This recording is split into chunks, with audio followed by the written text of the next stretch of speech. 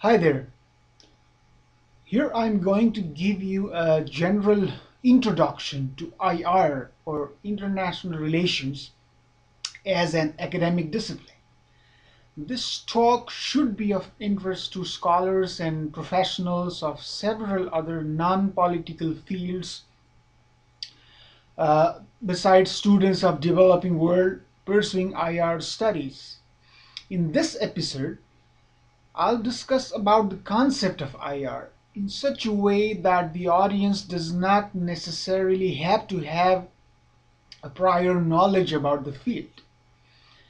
And in the next continuing episodes, I'll be telling you about the value addition of learning the IR subjects not only for the students of IR but also for technical or management professionals or development professionals and so on.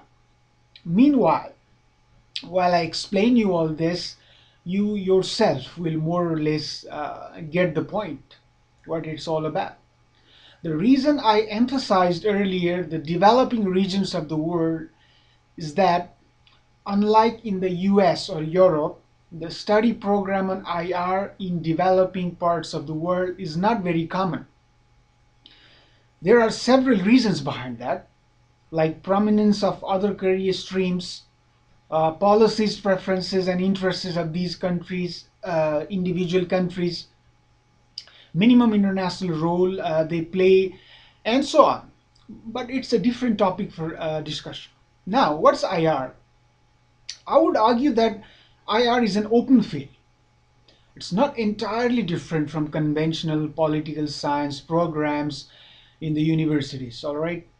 However, the IR programs do not contain subjects like political philosophy or political theories or policy cycles like agenda setting, implementing, evaluating, and so on as their main focus.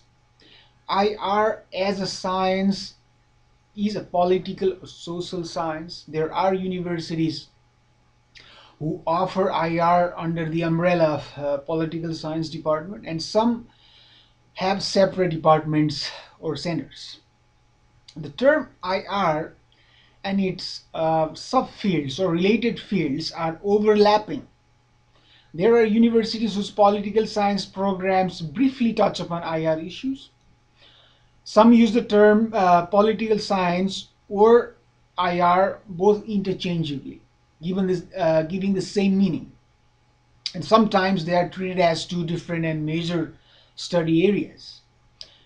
IR is a kind of an adapted version of conventional political studies, taking some selected subject areas and adding them up to new concerns, agendas, and theories in the international arena. It's a continuously updated program to make it more relevant to the real world or the policy world. I would define IR in two ways. One is that it's a huge area. It covers fields like globalization, international security, diplomacy, impact of technology, cyber security, and so on. Another is that it's quite a focused area. Focus in the sense that it has its own way of examining things with its own theories and perspectives. And why IR has not then really made a mark in developing parts of the world? One would immediately think of world powers like the US, UK, France, or Germany, because developing countries do not have a significant role to play in the world. They do not have enough capacity to go out there and solve problems. Nobody would listen to what they are saying in the first place. All right? But the world powers are active in their foreign policy. They can make a difference in terms of how all of us work together to make progress and avoid conflicts. In fact, it was the US where systematic academic perspectives on international politics were developed. However, we are not getting into the historiography of the field right now. We will definitely do that in in the next episodes. Our objective here is to talk about the concept of IR for the general audience. So, what you exactly study in IR programs in Europe and America? They definitely cover a wide issue area. In addition to what I mentioned earlier, there are international political economy, international organizations like International Monetary Fund, World Bank, World Trade Organizations. There are issues of nuclear proliferations, arms control, and so on. And there's also peace building introduced or developed by the United Nations. There are the values and norms, democracy, human rights, global civil society organizations, issue of conflict resolution, all right? And in fact, the international community has followed these measures and norms recommended by the United Nations. So in IR studies, there are different agendas, concerns, paradigms, all right, thinkings. And as I said earlier, as an academic subject, there is a systematic way of looking into things.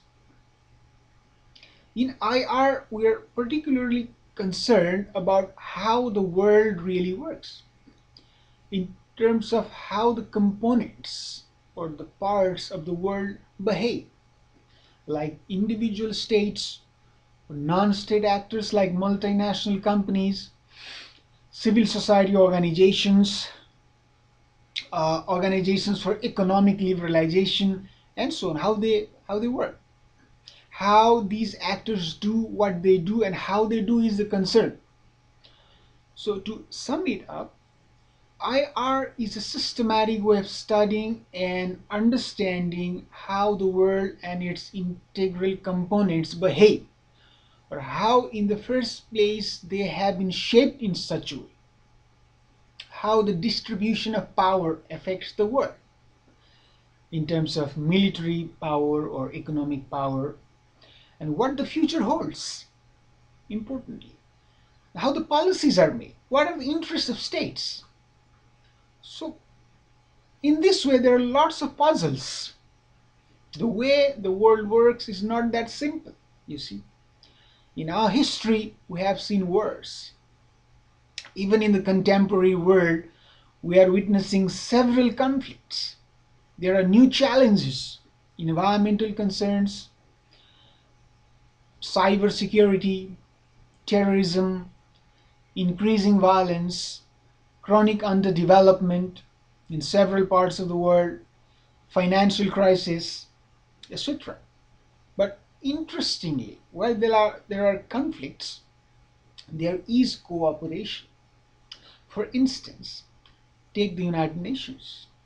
The member states of the United Nations are cooperating with each other in the international forum in several issues, despite the fact that they can have lots of disagreements between them.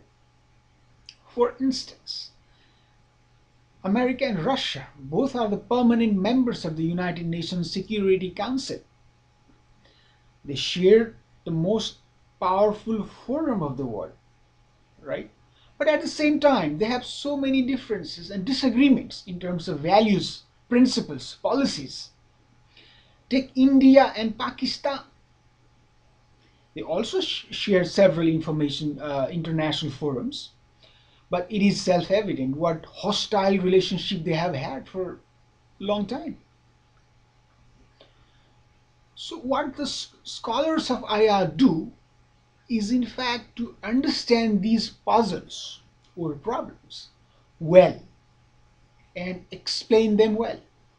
They want to figure out the root causes of problems. Some look into possible solution to problems. Some tend to predict how the world will look like in some years from now. So in this way there are different concerns, and since different countries have different interests, and scholars themselves, as per their own interests and expertise, focus on some particular issue areas. And a very good thing about IR is it is an integrated study program.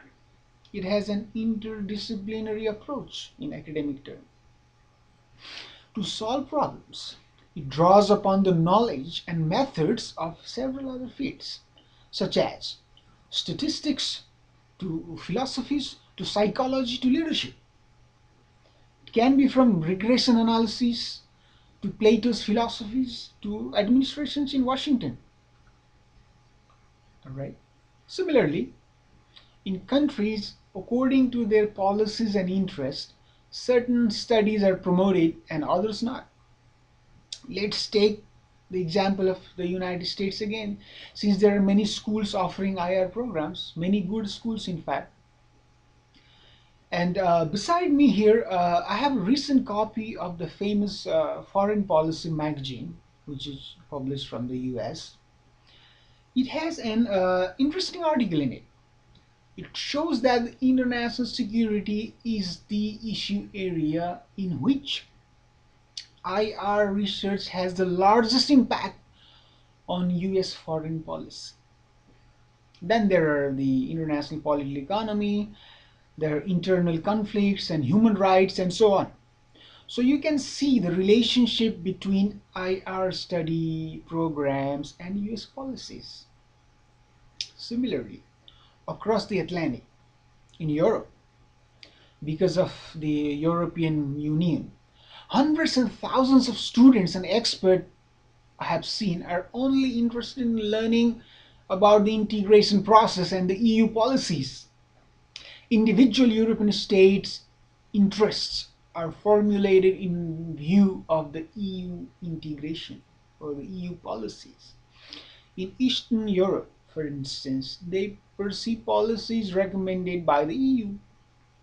So the scholars and students of these countries are choosing these areas of studies and which makes sense. Let's take Spain, for instance, which has been a member of the EU for some years now. There you can see scholars are focusing on issues like development and cooperation, global political economy, Latin American affairs, because these are all areas they are involved and interested in for their historical reasons, among others. Then if you come all the way to South Asia, small countries there are interested in diplomacy, economic development. They are concerned about how you deal well effectively with rich countries club like OECD, for instance, and bring resources to effectively employ them for people's economic growth and the countries and so on. However, as far as IR programs in South Asia is concerned, even in a big country like India, there are few schools in India who offer IR programs. One can definitely see changing trend in recent days. There is the School of International Studies founded many years ago under the JNU, the Jawaharlal Nehru University in New Delhi, and the school offers a wide range of studies. And recently, interestingly, some other universities in India are coming out with a syllabus more in line with Western style topics and theories. Scholars are increasingly applying IR theories to area of concerns of India. Indians are apparently growingly interested in going beyond the long-standing strategic studies or geopolitical and historical analysis of conflicts to new Western concepts like global governance. Just to understand it simply for now, what global governance is, just think of the United Nations having much more competence and power in overseeing the world problems. So, why one would or should study IR, especially the students coming from developing world? It makes sense for an American student who gets into a good school of IR and then gets into foreign service or international organization or any think tank working on security or economic matters and so on. So in the next episode, I will continue with that, including prospects and value addition of such courses. Please do not miss it. Thank you for listening.